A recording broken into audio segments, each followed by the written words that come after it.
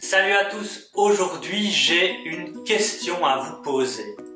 Vous êtes-vous déjà imaginé comment serait votre vie sans la linéarité?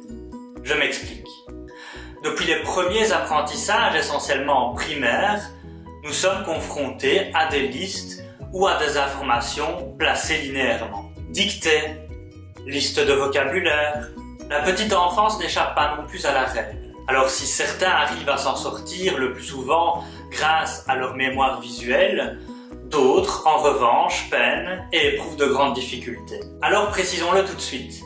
Je ne souhaite pas abolir ce système car notre société s'est construite sur l'écriture. L'homme est entré dans l'histoire grâce à celle-ci où certains signes, certains glyphes, puis l'alphabet étaient disposés de façon à ce qu'une structure apparaisse. En rien, je ne souhaite faire affront à plusieurs milliers d'années d'évolution de l'apparition de l'histoire jusqu'à ce jour. Toutefois, je m'interroge. Je m'interroge sur ce dictat sociétal qui est la linéarité, déclinée sous toutes ses formes et imposée à tout va. Nous ne sommes pas tous égaux face à la mémorisation. Cela ne veut bien sûr pas dire que ceux qui butent face à ces difficultés les garderont ad vitam aeternam. Chacun possède des points forts et des points que je ne qualifierai pas de points faibles, mais en tout cas des points à combler, à travailler. Il convient donc d'apprendre avec le cœur, plutôt que d'apprendre par cœur. C'est-à-dire en usant au maximum de son potentiel mnémotechnique personnel. Alors, maximisez vos chances et celles de vos élèves et enfants. Ne réduisez pas l'apprentissage à des listes.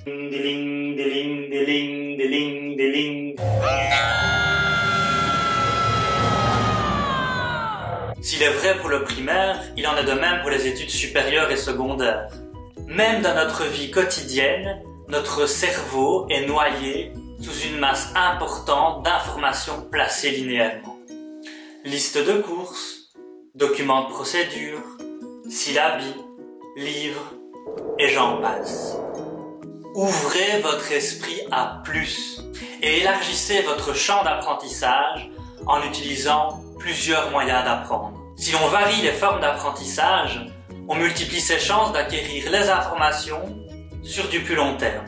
Ainsi, si tous les chemins mènent à Rome, comme le dit l'expression, alors empruntez différents chemins vous conduisant à l'endroit désiré. Marchez sur de l'asphalte, baladez-vous sur des chemins boisés et même des routes pentues. Bref, faites des liens. Avez-vous déjà suivi le cheminement d'une idée dans votre cerveau? Un mot en entraîne un autre, puis surgit une idée, une sensation, avant d'en arriver à penser à quelque chose qui paraît totalement sans lien. Et pourtant, nous faisons constamment des liens. Notre cerveau ne fonctionne pas par liste, mais par lien. Apprendre en créant, c'est diminuer l'effort stérile, respecter son cerveau et assurer une recherche d'informations efficace. Si l'on perd le fil de sa liste, on perd totalement pied. Tandis que si l'on a emprunté 5 chemins différents pour arriver à Rome, peu importe celui que vous emprunterez, il aura de grandes chances de vous emmener dans cette ville merveilleuse. Et là, reviens!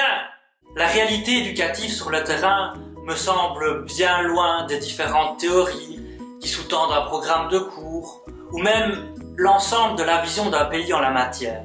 L'éducation n'a pas besoin d'une évolution, mais bien d'une révolution. Alors réveillons-nous et agissons à notre propre échelle. Déterminez ce qui pour vous est le plus important.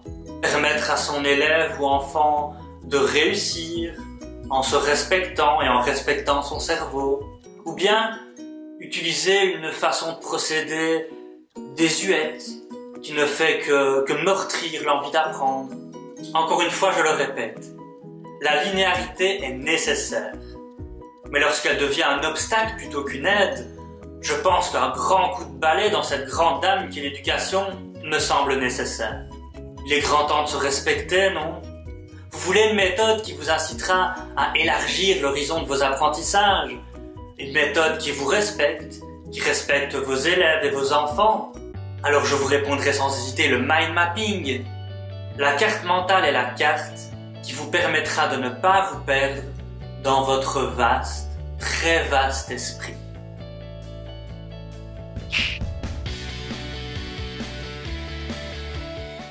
Mmh.